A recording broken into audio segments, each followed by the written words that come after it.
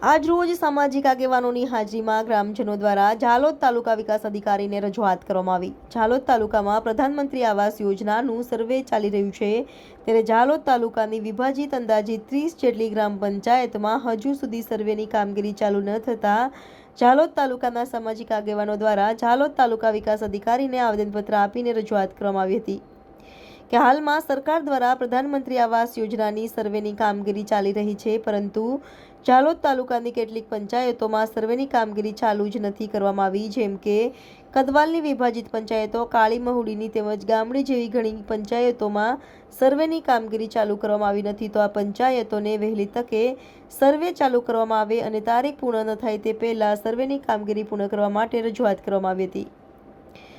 પ્રતિનિધિ Sandeep Damor, Diu mirror news, Jhalod. વાત કરી રહ્યા છે 27 જેટલી જે ગ્રામ પંચાયતો આવેલી છે, આ ગ્રામ પંચાયતોની અંદર અત્યારે જે પ્રધાનમંત્રી આવાસ યોજનાની સર્વેની કામગીરી હજી સુધી ચાલુ કરવામાં નથી આવી, તો તાત્કાલિક ધોરણે સર્વે કરવામાં આવે એવી અમારી રજૂઆત છે।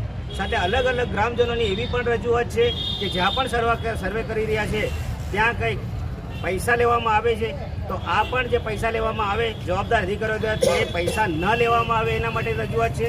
અને જે ટૂંક જ સમયનો ગાળો હોવાથી 15/2 સુધીમાં સર્વે કરવાનું હોય, જો આ કામગીરી જો પૂર્ણ કરવામાં નહીં આવે તો અમે ગાંધી ચિંતા માર્ગે આગળ વધીશું। હેલો, નમસ્કાર, જય શ્રી કૃષ્ણ। હું છું તમારો પ્રિય ખજૂરભાઈ। તમામ ગુજરાતીઓને કહીશ કે સરસ મજાનું ન્યૂઝ એવું કે દીવ મિરર ન્યૂઝને જોતા રહેજો। જય માતાજી, જય શ્રી કૃષ્ણ।